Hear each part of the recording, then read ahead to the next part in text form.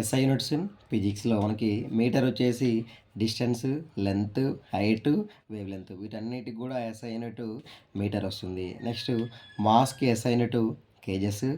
Joule వచ్చేసి చాలా important. Joule దేనికి ఎస్ఐ యూనిట్ అంటే ఎనర్జీకి, నెక్స్ట్ హీట్కి, వర్క్కి. ఇక్కడ ఎనర్జీ అంటే ఏదైనా సరే energy, potential energy, kinetic energy, ఏ ఎనర్జీకైనా యూనిట్స్ జౌల్సే వస్తుంది. నెక్స్ట్ న్యూటన్ వచ్చేసి ఫోర్స్కి ఎస్ఐ యూనిట్ న్యూటన్, వెయిట్కి ఎస్ఐ యూనిట్ వచ్చేసి న్యూటన్. తర్వాత మూమెంట్కి ఎస్ఐ యూనిట్ వచ్చేసి KG metre per second or KG metre into second power -1. Next speed వెలాసిటీకి SI unit metre per second, యాజిలరేషన్కి metre per second square, pressure and స్ట్రెస్కి newton per metre square. ప్రెజర్కి ఇంకొక SI unit ఏంది pascal. 1 pascal is equal to 1 newton per metre square.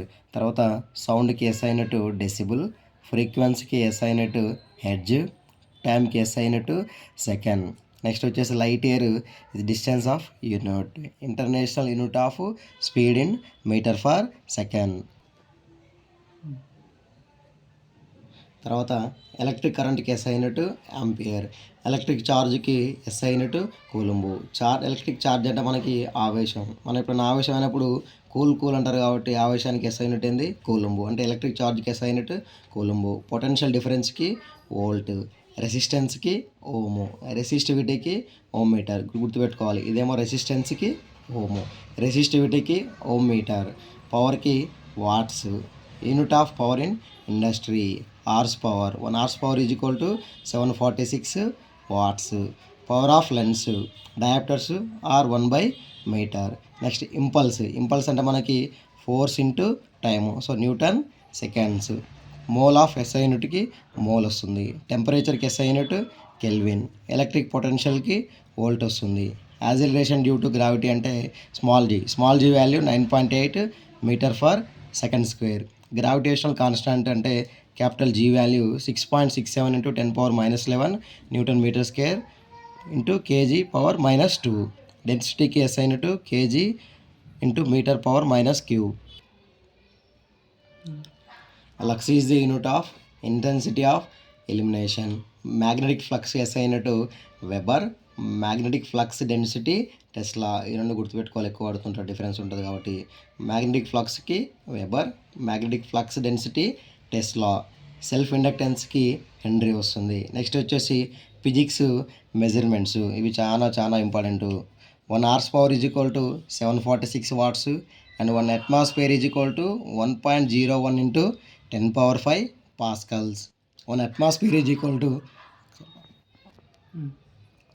1.01 into 10⁵ pascal. 1 atmosphere is equal to 1.01325 bar and 1 atmosphere is equal to 760 mm of HG. 1 atmosphere అని ఇచ్చేసి dash అని ఇచ్చేసి ఇక్కడ ఏబిసిడిలో ఈ 3 ఆప్షన్లు ఇస్తాడు. డి ఆప్షన్లో పైవన్నీ సరైనవి ఇస్తాడు. అంటే ఇలాంటి టైప్లో పడుతుంది question. Next 1 kilowatt is equal to 1000 watts. 1 kilowatt hour is equal to 3.6 into 10⁶ joules. 1 dioptre is equal to 1 metre universe or 1/మీటర్స్. 1 kilowatt hour is equal to 3.6 into 10⁶ joules. ఇట్లా ఇచ్చేసి మనకి ఏమంటుంటే ఎగ్జామ్లో 5.5 kilowatt hour is equal to watt అంటాడు. మనం ఏం చేసుకోవాలి, 1 kilowatt hour is equal to 3.6 into 10⁶ into 5.5 తీసుకుంటే మనకి 5.5 kilowatt hour is equal to answer వస్తుంది. తర్వాత 1 newton is equal to 1 KG metre second power -2 and 1 ampere is equal to coulomb per second. 1 ampere అంటే మనకి I is equal to Q/T formula వస్తుంది కదా, అంటే I కరెంట్కి ఎస్ఐ యూనిట్స్ ఆంపియర్, ఛార్జ్కి SI unit coulomb, టైంకి ఎస్ఐ యూనిట్ సెకండ్. అంటే 1 ampere is equal to 1 coulomb per second. 1 picometre అంటే 10⁻−12 మీటర్స్.